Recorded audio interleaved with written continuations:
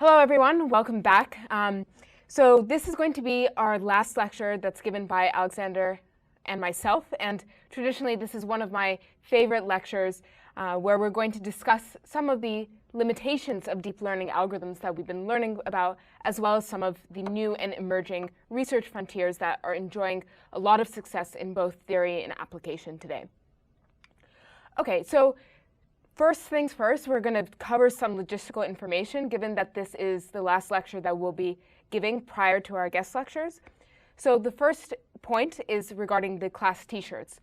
Thank you to everyone who came by yesterday and picked up t-shirts. I will note, importantly, that the t-shirts, we have a lot of t-shirts this year due to backlog from last year. So the t-shirts today are going to be different than those that you may have received yesterday.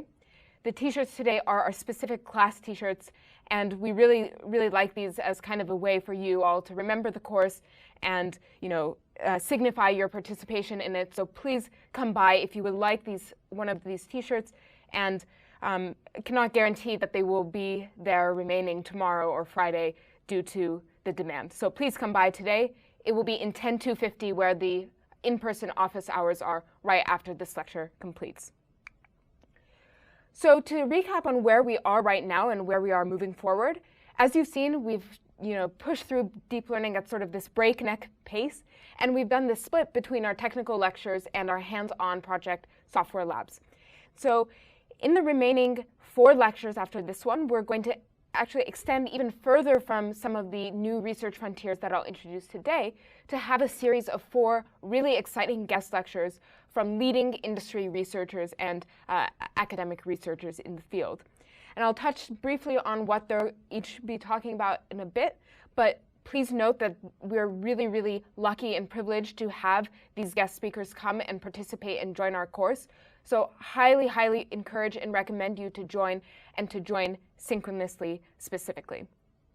As far as deadlines and where things stand with the labs, submissions, and the final project assignments, Lab 3 was released today, the Reinforcement Learning Lab.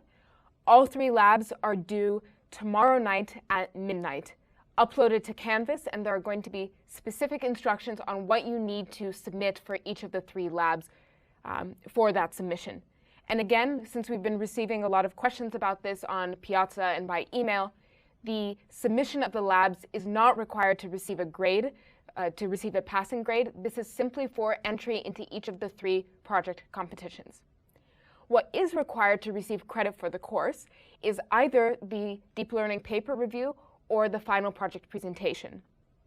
We'll get into more specifics on those in a couple of slides as a reminder, but these are both due Friday, the last day of class. Okay, so about the labs, really exciting. Hopefully you've been enjoying them. I think they're awesome. I think they're awesome, but that's also because I'm biased, because we made them. But nevertheless, right, really exciting opportunity to enter these cool competitions and win some of these awesome prizes. In particular, again, reminding you that they're going to be due tomorrow night. And so for each of the labs, we have selected a prize that kind of corresponds with the theme of that lab. Hopefully you'll appreciate that.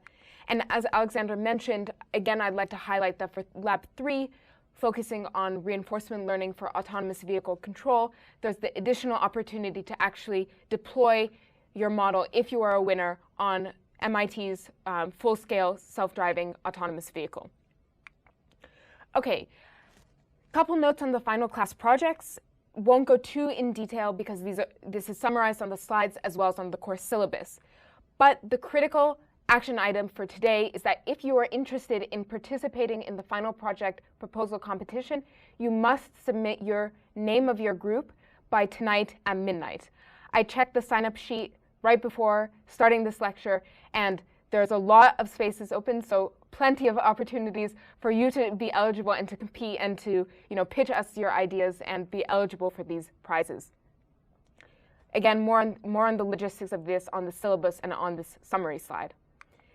The second option, as you may know, is for receiving credit for the course is the written report of a deep learning paper, and the instructions for this summarized on the syllabus. It will be due by the end of class, 3:59 p.m. Eastern Time on this Friday. Okay, so that covers most of the logistics that I wanted to touch on. The last and very exciting point is the amazing and fantastic lineup of guest lectures that we have slotted for tomorrow's lecture time as well as Friday's lecture time. Briefly, I'll talk about each of these amazing speaker sets and what they're going to talk about and contribute to our exploration of deep learning. So first, we're going to have two speakers from this really exciting emerging self-driving car company, Innoviz, and they're going to be talking about using a data modality called LiDAR to train and build deep learning models for autonomous vehicle control. Our second lecture will be from Jasper Snook from Google Research and Google Brain in Cambridge. He's going to be talking about the role and importance of uncertainty in deep learning models. I'll introduce a little bit about this as a prelude to his lecture today. Next, we'll have Professor Anima Anand-Kumar from NVIDIA and Caltech. She's the head of AI research of all of NVIDIA, and she's going to give a talk which I personally am super excited about on the applications of AI for science and how we can do this in a really principled manner. And finally, we're going to have Miguel and Jenny from Rev AI, which is a company that specializes in natural language processing and automatic speech recognition, and they'll be talking about some of their research and product development in this line. For all of these 4 series of lectures, I highly, highly encourage you to attend these synchronously and in person. Synchronously live virtually. The reason is that we have been publishing the recordings for Alexander and I's lectures on Canvas, but we will need to share these lecture recordings with our guest speakers for full company approval prior to publishing them on our course website, and so this may take time. So we cannot guarantee that the lectures will be shortly accessible via recording. So please, please, please try to attend live synchronously if you can.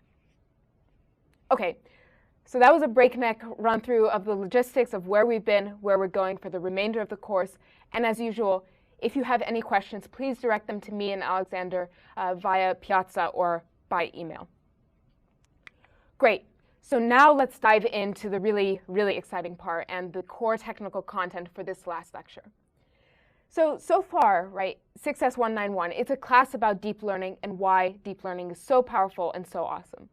And we've specifically seen the rise of deep learning algorithms in a variety of different application domains and begun to understand how it has the potential to revolutionize so many different research areas and parts of society, ranging from advances in autonomous vehicles and robotics to medicine, biology, and healthcare, reinforcement learning, generative modeling, robotics, finance, security, and the list goes on and on.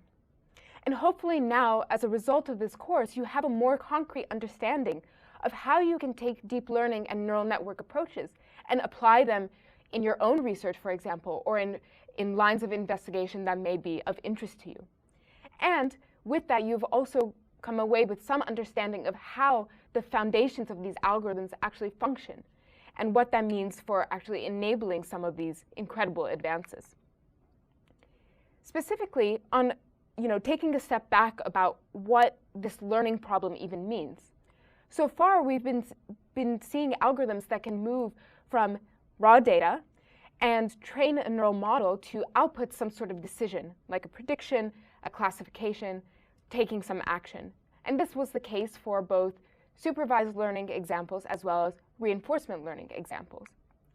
And we've also seen the inverse, right, where we're trying to now instantiate and create new data instances based on some learned probability distribution of the data, as was the case with unsupervised learning and generative modeling. Now, what's common to both these directionalities is the fact that neural networks, if you really abstract everything away, what you can think of them as is very, very powerful function approximators. All they're doing is learning a mathematical and computational mapping from data to decision, or vice versa. And to understand this in a bit more detail, I think it's very helpful to go back to a very famous theorem that was proposed back in 1989, called the universal approximation theorem. And at the time, it generated quite the stir in the community because it states this very, very bold and powerful statement that it then proves in theory and in math, which is that a feed-forward neural network with just a single neural layer is absolutely sufficient to approximate any arbitrary function to any arbitrary continuous function to any arbitrary precision. And so far, right, in this class, we've been exploring this concept of deep neural models, right, which constitute taking these individual neural layers and stacking them into a hierarchy. But the universal approximation theorem is saying, okay, you don't even need to stack layers together. All you need is one layer. You can have as many nodes, as many neurons as you want, and you should be able to approximate a continuous function to some arbitrary precision. So what does this really mean, right? What this theorem is kind of getting at is, let's say you have some problem, and you believe that you can reduce your problem down to a set of inputs and a set of outputs that can be related to each other via a continuous function.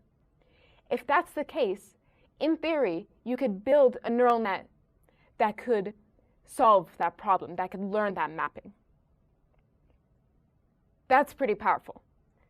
But if we take a step more closely, right, there are a few caveats to this theorem and what it's stating.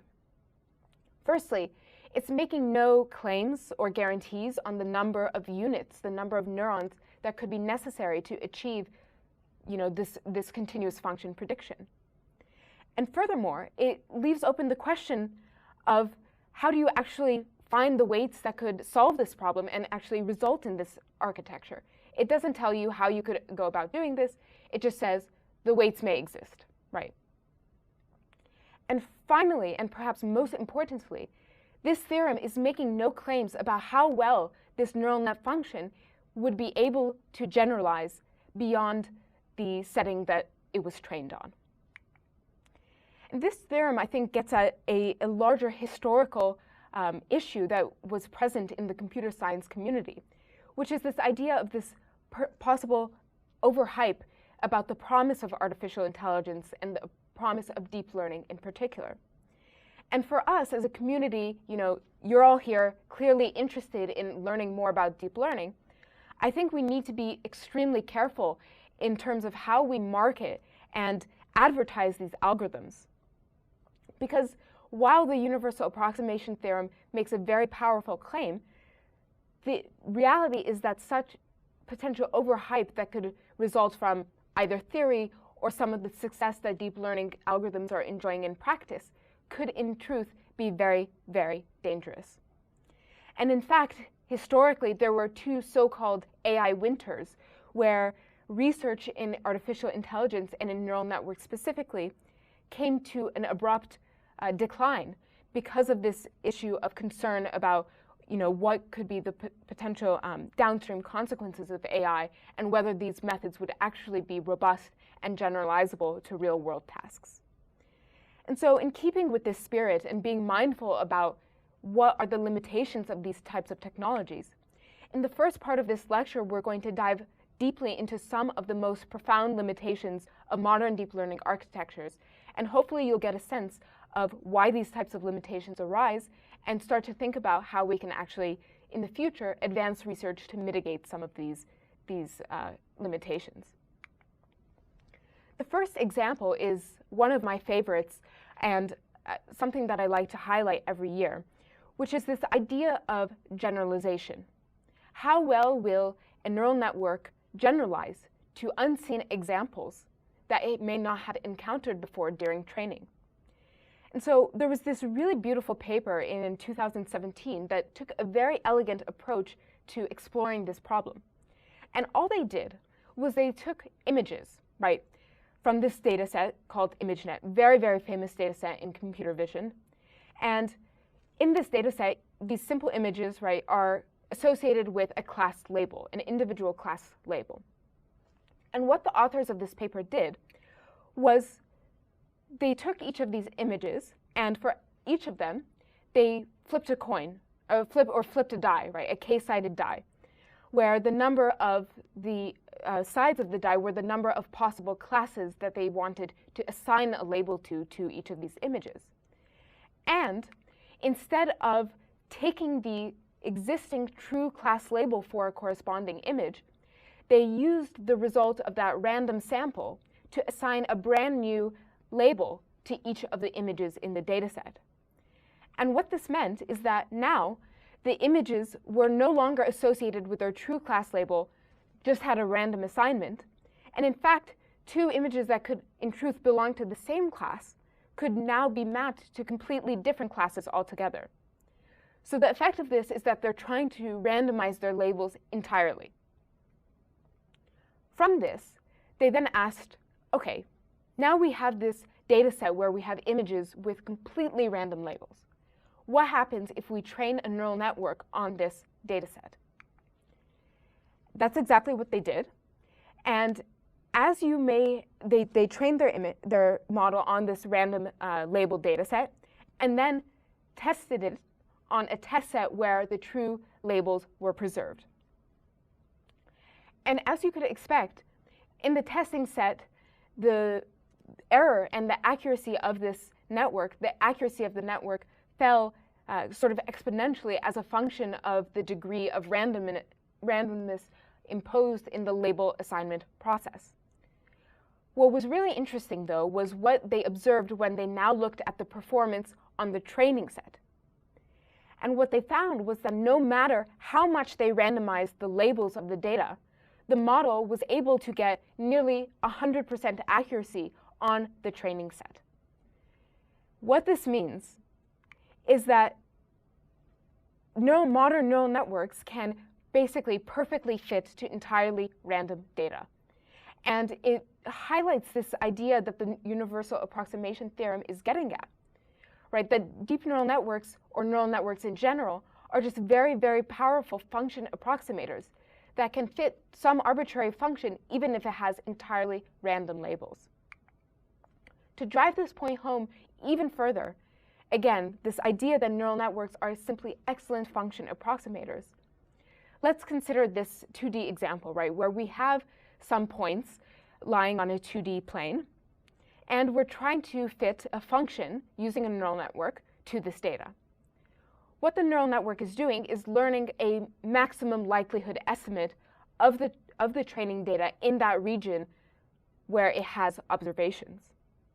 And so if we give our model a new data point, shown here in purple, that falls somewhere on that training distribution of data that it has seen before, yeah, we can expect that our neural network would be able to predict a reasonable maximum likelihood estimate for that data point. But what happens now if we consider the out-of-distribution regions? What is occurring? What is the neural network predicting on regions to the left and to the right of these purple points? Well, we have absolutely no guarantees on what the data could even look like in these regions. And as a result, we have no guarantees on how the function in truth could behave. And this is a huge, huge limitation that exists in modern deep neural network architectures, which is this question of how do we know when our network doesn't know?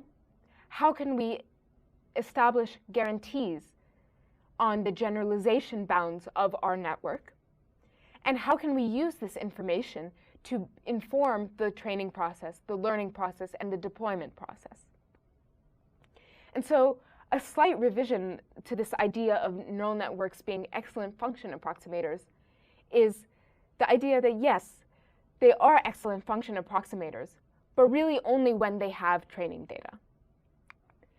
And to build off this idea a little further, I think there can be this popular conception, which we've seen can be really inflated by the media and the popular press, is that deep learning is basically magic, alchemy. It can be the be-all, end-all solution to any problem that may be of interest, right? And so this spawns this belief, which is incorrect, that you can take some arbitrary training data, apply some magical, beautiful, complex network architecture, turn the crank on the learning algorithm, and expect it to spit out excellent results. But that's simply not how deep learning works. And I want you to be really, really mindful of this, as it's perhaps the most important thing to take away if you're actually going to try to build deep neural models in practice. This idea of garbage in, garbage out. Your data is just as important, if not more important, than the actual architecture of the network you're trying to build. So this motivates some discussion of what I think is one of the most pertinent and important failure modes of neural networks, highlighting just how much they depend on the nature of the data on which they're trained. So let's say we have this black and white image of this dog, and we pass it into some convolutional neural network architecture, and our task is to train this network to colorize this black and white image, to paint it with color. The result, when this example was passed into some, state-of-the-art CNN, was what you see here on the right. Look closely, and what can you notice? There's this pink region under the dog's nose, which I think hopefully you can all appreciate is actually the dog's fur, but the network is predicting that it should be pink. Why could this be the case? Well, if you consider what could be some of the examples of the data that was used to train this network, probably pictures of dogs, right? And amongst those pictures of dogs, it's very, very likely that many of those images will be of dogs sticking their tongues out, right? Because that's what dogs do. And so the CNN, this convolutional architecture that's trained to colorize a black and white image, may have learned to effectively map the region under the dog's nose to be the color pink. And so what this example really highlights is that deep learning models are powerful at building up representations based on the data that they have seen during training. So this raises the question of, okay, yeah, you've told me that neural networks depend on very, very heavily on the distribution and the nature of the data that they're trained on. But what happens if now they're deployed in the real world and they have to encounter and handle data instances where they may not have encountered before? Very infamously and very tragically, a few years ago, an autonomous vehicle from Tesla that was operating autonomously ended up crashing in a major accident and resulting in the death and the killing, the death of the driver. And it turned out, in fact, that driver who was killed in this crash had in fact reported multiple instances over the prior weeks in which their car would behave abnormally, would swivel and turn towards this highway barrier, which turned out to be the very same barrier into which the car ended up crashing. And what was revealed was, when they looked at this instance a little bit further, was that it turned out, as they were able to investigate from Google Street View images, was that some years ago, in the data on which the autonomous system was built on, it lacked the actual physical construction of this barrier that ended up being the barrier into which the car crashed later on. And so effectively what this instance highlights was that the car had encountered a real-world data example that was an out-of-training distribution example and was unable to handle this situation effectively, resulting in this accident and the death of the driver. So this idea of potential failure modes have very, very significant real-world consequences. And it's these very same types of failure modes and this notion of what could be safety-critical applications that motivate the need for really being able to understand when the predictions from deep learning models can or cannot be trusted. Effectively, when the network's predictions are associated with a degree of uncertainty. And this is a very emerging research direction in deep learning that's important to a number of safety-critical applications. Autonomous driving, like I highlighted earlier, biology and medicine, facial recognition, and countless other examples. And beyond these types of real-world applications, this notion of uncertainty is also very important from a more fundamental perspective, where we're thinking about how to build neural models that can handle sparse, limited, or noisy data sets that may carry imbalances with respect to the data or the features that are represented. And so Jasper, in his guest lecture tomorrow, will be focusing on this topic of uncertainty in deep learning, and will give a really comprehensive overview of the field and talk as well about some of his recent research advances in this direction. And so to prepare a little bit for that and to set the stage for tomorrow's lecture, I'm going to touch briefly on this notion of uncertainty in deep learning to get intuition about what uncertainty means and what are the different types of uncertainties we can encounter in deep learning models. So to do that, let's consider a very simple classification example, where we're given some images of cats and dogs. We train a model to predict and output a probability of the image containing a cat or the image containing a dog. Remember that, importantly, our model is being trained to predict probabilities over a fixed number of classes, in this case 2, cat, dog.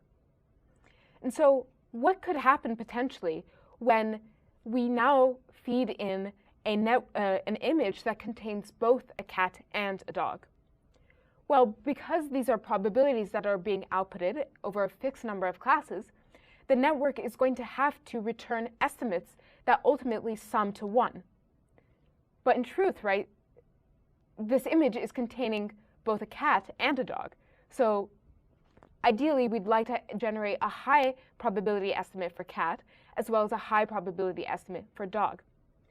And so this type of example highlights this case where there can be noise or variabilities in our input data, such that even though we are able to use a traditional model to output a prediction probability in terms of the classification decision, that classification decision is not strictly associated with a sense of confidence or a sense of uncertainty in that prediction. And so this type of example, where we have a noise or variability inherent to the data, can result in a form of uncertainty known as aleatoric uncertainty or data uncertainty. Now let's suppose that instead of an image containing both a cat and a dog, we input an image of a horse, right? And again, the network is being trained to predict dog or cat. And again, these probabilities will have to sum to 1. So yeah, we can generate these probability estimates, but ideally, we want our network to be able to say, I'm not confident in this prediction. This is a high uncertainty estimate, because this instance of an image of a horse is very, very unlike the images of the cats and dogs seen during training. And so this is an instance where the model is being tested on an out-of-distribution example, this horse. And so we, again, expect it to not be very confident in the prediction, to have a high uncertainty. But it's a fundamentally different type of uncertainty than simple data noise or data variability. Here, we're trying to actually capture the model's effective confidence in its prediction on a out-of-domain, out-of-distribution example. And this is this notion of epistemic uncertainty, or also model uncertainty. So these two types of uncertainties are commonly thought of as the dominant forms of uncertainty in deep neural models, although I will say that there's also some hot debate in the field about whether these two data and model uncertainties capture all the types of uncertainty that could exist. And so Jasper is going to dive really deeply into this topic, so I'm going to leave this discussion of uncertainty at that, and again, encourage you to please attend his lecture tomorrow, because it will be very, very, really, really exciting. A third failure mode to consider, in addition to issues of generalization, issues of extending to out-of-distribution regions and predicting uncertainty, is what you may know and have heard of as adversarial examples. And the idea here is that we can synthetically construct a data instance that will function as an adversary to the network. will fool it to generate an incorrect and spurious prediction. So the idea here is we can take an image and apply some degree of noisy perturbation that generates an adversarial example which to our eyes as humans looks fundamentally the same to our original input image. But the difference is that this perturbation actually has a profound effect on the network's decision, where with the original image, the network may correctly classify this image as an image of a temple, but upon applying this adversarial perturbation, the resulting prediction is now completely nonsensical, predicting with 98% probability that this image is actually of an ostrich. And so what is really clever and really important in this idea of adversarial generation and adversarial attacks is this perturbation piece. It appears to be random noise, but in truth, it's constructed in a very clever way so as to actually generate an example that will function effectively as an adversary. To understand how this works, let's recall our actual training operation when we're optimizing our neural network to according to some loss, according to some objective function. Recall that our objective here is to apply this algorithm gradient descent to optimize an objective or loss function L, or in this case, J. And specifically what we're trying to adjust as a function of this optimization procedure is the weights of the neural network W. And we're doing this by fixing our input image and its associated label, our input data and its associated label, and then asking how do small iterative adjustments in the network weights change the objective, change the loss with respect to our input data. With adversarial attacks, we're now doing in many ways the opposite optimization, where now we're asking how can we modify our input data by fixing the weights, fixing the labels, and seeking to increase the loss as a function of this perturbation on the input data. And this is how we can actually train a neural network to learn this perturbation, this perturbation entity that can then be applied to an input image or an input data instance to create an adversarial attack. An extension of this idea and this example that I showed in the 2D case was recently explored by a group of students here at MIT in Alexander Madry's research group, where they devised an algorithm for synthesizing examples, adversarial examples, that can be robustly adversarial over a set of complex transformations like rotations, color changes, and so on. And they extended this idea not only in the 2D case, but also to the 3D case, such that they were able to show that they could actually use 3D printing techniques to synthesize physical adversarial examples in the real world that could then be taken, you could then take a picture of and use that picture to feed it into a model, which would then misclassify this actual 3D object based on that 2D image.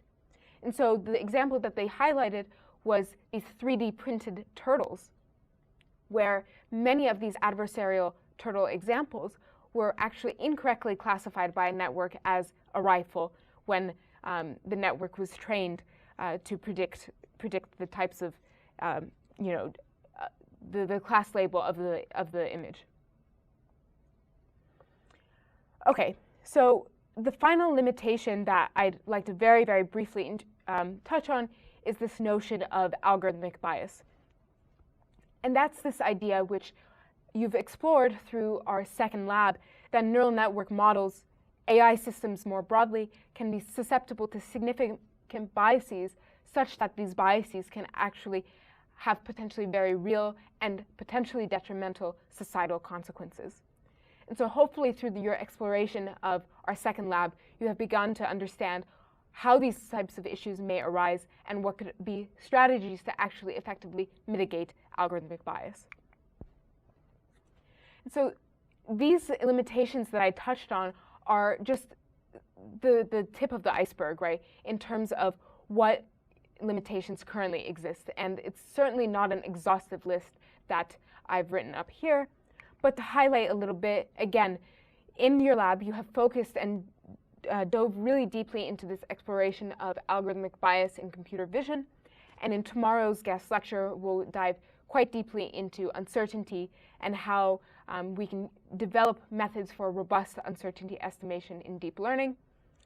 And in the second portion of this lecture today, I'm going to use the remaining time to tackle and discuss two other classes of limitations, and use these classes of limitations in terms of structural information and actual optimization to introduce what are some of the new and emerging research frontiers in deep learning today.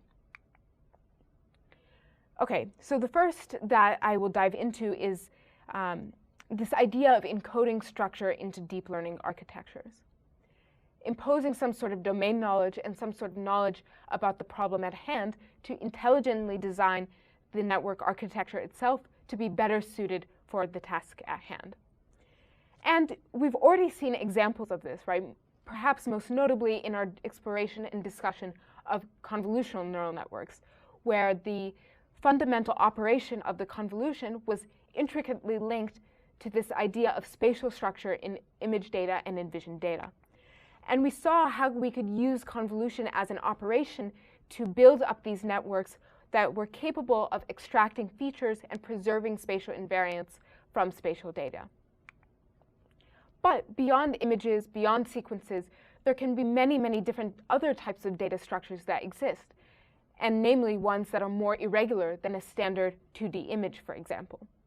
And one really interesting data structure modality is that of graphs, which are a very powerful way to represent a vast variety of data types, from social networks to abstract state machines that are from theoretical computer science, to networks of human mobility and transport, to biological and chemical molecules, as well as networks of proteins and other biological modules that may be interacting within cells or within the body.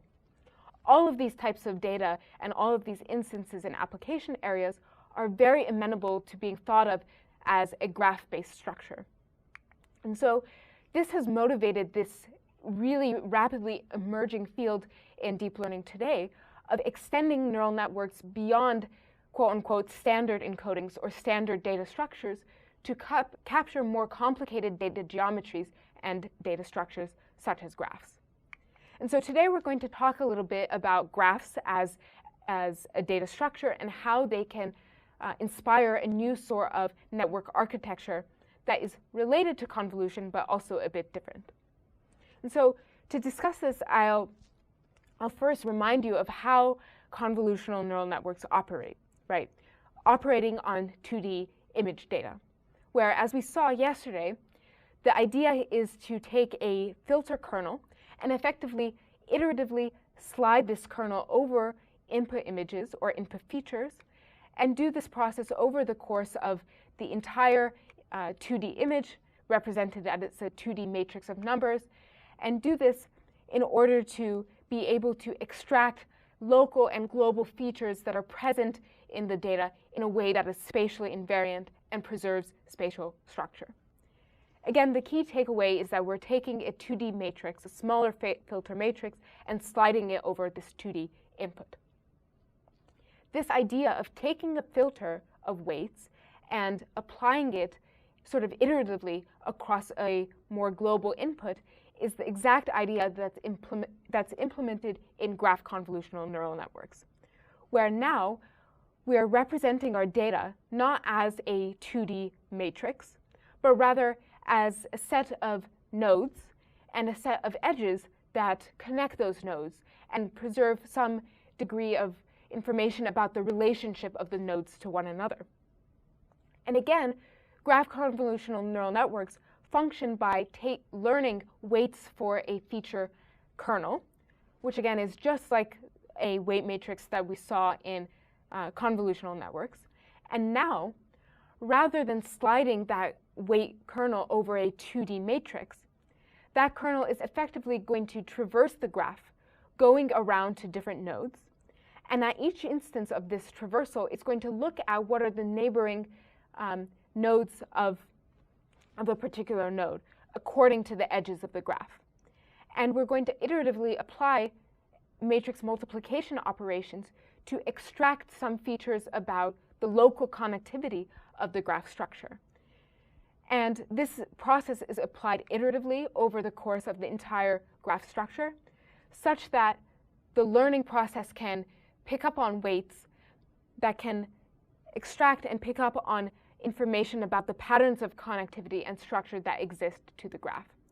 And so this process repeats iteratively across all the nodes in the graph going forward, such that at the end of this iterative operation, we can then aggregate the information that was picked up by each of these iterative node visits and use this to build a more global representation of what the feature space could look like for this graph example shown here.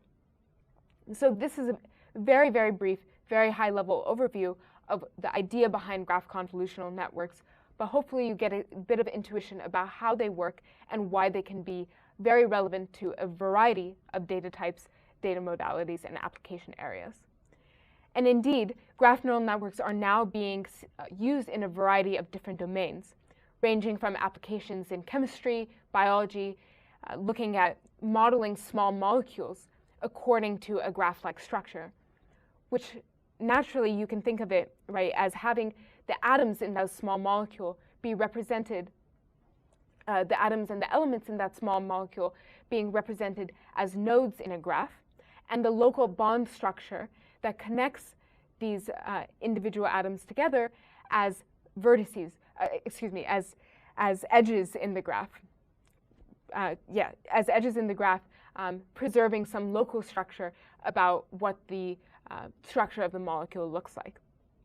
And in fact, these very same types of graph convolutional networks were used a couple of years ago to discover a novel antibiotic compound called halicin that had very potent antibiotic properties and was structurally completely dissimilar from traditional classes of antibiotics. And so really this idea of imposing this graph structure to model and represent small molecules has tremendous applications in drug discovery and in therapeutic design. Other application areas include the context of urban mobility, urban planning, traffic prediction. And so Google Maps, it turns out, uses graph-based architectures to model the flow of traffic in cities and use these models to actually improve their estimates of estimated time of arrival for providing directions returned to the user via Google Maps, which is a functionality that I know all of us are very likely to appreciate. And finally, in the past couple of years, due to the nature of the COVID-19 pandemic, initially at the start of the pandemic, there was a lot of excitement about applying deep learning and AI to various problems related to COVID-19 from both the public health perspective as well as the fundamental biology perspective and diagnosis perspective. And so one example using graph neural networks was in incorporating both spatial data and temporal data to perform very accurate forecasting of the likely spread of COVID-19 in local neighborhoods and local communities. A final example of a different type and class of data that we may encounter, in addition to graphs, sequences, 2D images, is that of 3D sets of points, which often are called point clouds. And they're effectively completely unordered sets of a cloud of points, where still there's some degree of spatial dependence between the points. And much like as we saw with convolutional neural networks and 2D images, we can perform many of the same types of prediction problems on this 3D types of data structures. And it turns out that graph convolutional neural networks can be extended very naturally to these point cloud data sets. And the way this is done is by actually dynamically computing graphs as effectively a mesh present in a 3D space where this point cloud exists. And so you can think of this graph structure as being imposed on this 3D point cloud manifold, where you can use the graph to effectively preserve the connectivity of the points and maintain spatial invariance. Really, really cool stuff being done in this domain in applications like neural rendering and 3D graphics. All right, so the final and second sort of new frontier research direction I'm going to touch on is this idea of automated machine learning and learning to learn. And over the course of 5 years of teaching this course, every single year, one of the most popular questions and most popular areas of interest for you all has been this question of how do we actually design neural network architectures? How do we choose hyperparameters? How do we optimize the model design itself to achieve the best performance on our desired task? And this is really one of the fundamental motivations behind this idea of automated machine learning, where, as you've probably seen, there's a bit of alchemy, there's a bit of mysticism behind how you actually go about building an architecture for some problem of interest. And there's a degree of practice, of trial and error, and of expert knowledge that's involved in this process. And so the motivation behind this field of automated machine learning is, what if we could use AI, what if we could use machine learning to actually solve this design problem in the first place? And so the goal here is to try to build a learning algorithm that learns which model specified by its hyperparameters, its architecture, could be most effective at solving a given problem. And this is this idea of AutoML. And so the original AutoML framework, and there have been many, many extensions and efforts that have extended beyond this, used a reinforcement learning setup, where there were these two components, the first being what they called a controller neural net architecture. And the function of this controller architecture was to effectively propose a sample architecture, what the model potentially could look like. And the way this is defined is in terms of the hyperparameters of that network, right? The number of filters, the number of layers, so on and so forth. And then, following this effective spawning of a sample candidate architecture by the controller network, that network was then in turn trained to get some accuracy, some predictive accuracy on a desired task. And as a result of that, the feedback and the performance of that actual evaluation was then used to inform the training of the controller, iteratively improving the controller algorithm itself to improve its architecture proposals for the next round of optimization. And this process is iteratively repeated over the course of training many, many times, generating architectures, testing them, giving the resulting feedback to the controller to actually learn from. And eventually, the idea is that the controller will converge to propose architectures that achieve better accuracies on some data set of interest and will assign low output probabilities to architectures that perform poorly. So to get a little bit more sense about how these agents actually work, the idea is that at each step of this iterative algorithm, your controller is actually proposing a brand new network architecture based on predictions of hyperparameters of that network, right? So if you had a convolutional network, for example, these parameters could include the number of filters, the size of those filters, the degree of striding you're employing, so on and so forth. And the next step after taking that child network is to then take your training data from your original task of interest, use that child network that was spawned by this RNN controller, and generate a prediction and compute an accuracy from that prediction that could then be used to update the actual RNN controller to propose iteratively better and better architectures as a function of its training. And more recently, this idea of AutoML has been extended from this original reinforcement learning framework to this broader idea of neural architecture search, right? Where, again, we're trying to search over some design space of potential architecture designs and hyperparameters to try to identify optimally performing models.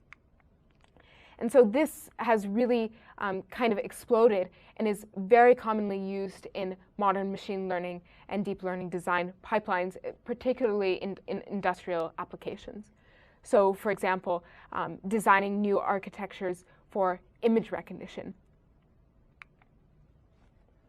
And what is remarkable is that this idea of AutoML is not just hype, right?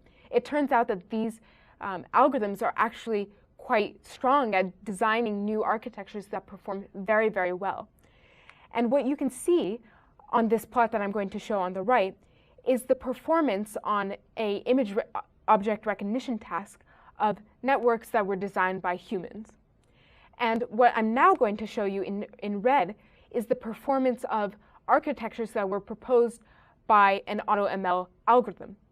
And what you can appreciate is that the neural architecture search and AutoML pipeline was able to produce architectures that actually achieved superior accuracy on this image recognition task with fewer parameters. And more recently, and extending finally beyond this, there's been a lot of interest in taking this concept of AutoML and extending it to this broader idea of auto AI, designing entire data processing, learning, prediction pipelines that go end-to-end to sort of beginning from data curation all the way to deployment, and using AI, machine learning algorithms, as a way to actually optimize the components of this process itself.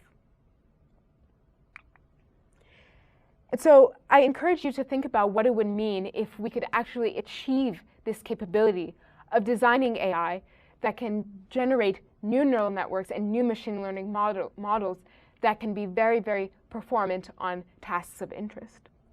Of course, this will reduce our troubles and our difficulty in actually designing the networks themselves, but it also gets at this heart of this broader question about what it actually means to be intelligent, sort of alluding back to how Alexander opened the course and started this lecture series. And I hope that as a result of our course and as a result of your participation, you've gained a bit more appreciation about what are the connections and distinctions between human learning, human intelligence, and some of these deep learning models that we've been exploring this week. And so with that, I'll close and conclude the lecture, and finally make a final point about reminding you about our open office hour session, which is going to occur from now till about 4 p.m. We'll be there to answer questions about the labs, about the lectures, and importantly, in 10 to 50 in person, we will be distributing the class t-shirts. So please come by. We will be there to distribute the t-shirts right after this. And with that, once again, thank you all so much for your attention and your participation. We really enjoyed this and doing this every year. And I hope to see many of you very shortly in 10 to 50. Thank you so much.